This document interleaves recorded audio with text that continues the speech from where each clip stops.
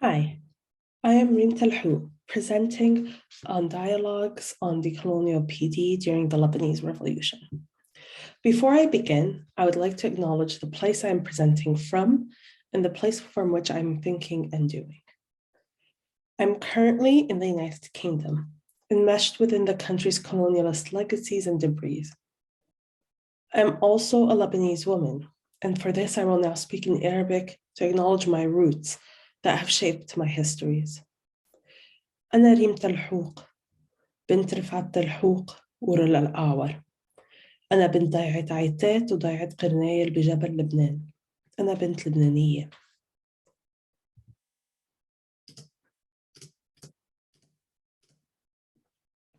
Lebanon is a land named and created through European colonial rule. Partitioned from the Greater Syria area, Lebanon was a French colony before gaining independence. Being a land that has held many empires, it is a land of many religions and ethnicities. In 1975, the Lebanese Civil War broke out due to economic instability and conflicting ideologies and stances regarding conflict in the wider region. With different warlords claiming to be fighting and protecting the ideologies of their respective religions, the war was very much fought along sectarian divides. The war ended by the signing of the Al-Taif Agreement in Saudi Arabia, an agreement that was supported by foreign powers. On the surface, the agreement is a power-sharing agreement, but in reality, what it did was formalize the warlords as the political leaders in government and enabled the entrenchment of sectarian political governmental practices as the public services were controlled by the different warlords. These warlords are still in power today as parliament members, ministers, and presidents. And they now form the political and economic elite, whose willful mismanagement of the country has entailed a history of political, social, and economic unrest, and often violence. In October 2019, the peoples of Lebanon took to the streets and broke into government offices and buildings. The people were calling for a complete overhaul of the political system and the overthrowing of all those that have been in power since the end of the Civil War. People were also calling out neocolonial complicity that has supported and maintained the political elite and the unjust systems they have put into place. Therefore, we as the Lebanese design researchers view the revolution as a decolonizing one. We also view the revolution to be a decolonial one, as people part of the revolution are formulating new political imaginaries from and with the margins that challenge urban-rural divides and engage with the pluralities of worlds held and envisioned. It is also the feminist revolution that is calling for the rights of women, refugees, migrants, and LGBTQ+ communities. As the revolution ruptured our life worlds, we found it pertinent to reimagine PD with and for the revolution. And we did so through dialogues amongst ourselves and our interlocutors, with Lebanese public health activists supporting the revolution, and with decolonial and decolonizing knowledge. In doing so, we unfold our praxis by unsettling it and ourselves, and raising questions that we refold into how we think and do. In the rest of the presentation, I will present some of these dialogues and the questions raised. In our previous design endeavors in Lebanon, we would typically partner with primary healthcare centers and provide health services to communities.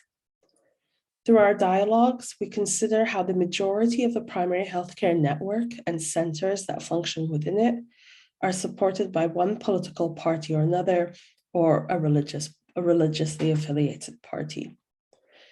Thus, they make the centers in themselves tools for domination by the political elite that view these places as sites for sectarian and political clientelism that maintains them in government and as interlocutors of the colonial agenda. Nawal al-Saadawi, a prominent Arab feminist scholar from Egypt, points to how through these means, religion acts as a continuity of colonialism. These dialogues raise the questions of how we may navigate the system as researchers and designers who support the revolution.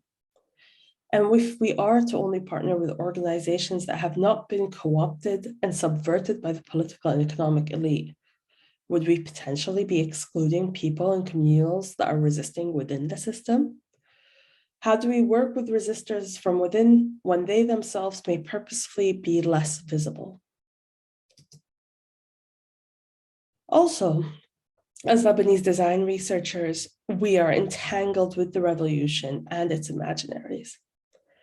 Given that we had previously worked with refugees in Lebanon and the issues they face, it was of particular importance for us to understand how the revolution's imaginaries are considering and accounting for refugees' worlds.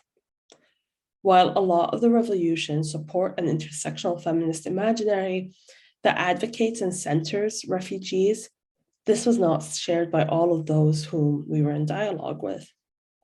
Indeed, it was highlighted to us by activists that due to international funding streams from the UN, EU, and other Western nations and organizations, they viewed refugees to have more health rights than that of Lebanese, and that they are instead now focusing on Lebanese citizens.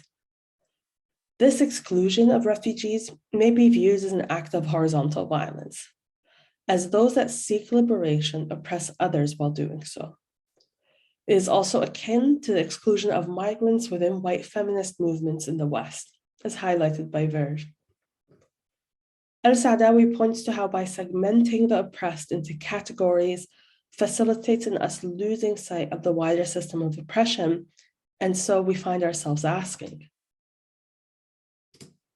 how, by working with one marginalized community, we may be enacting horizontal violence within the revolution, and how we may work towards restoring humanity for and with all of whom are oppressed in a context where oppressors have thrived on segmenting us.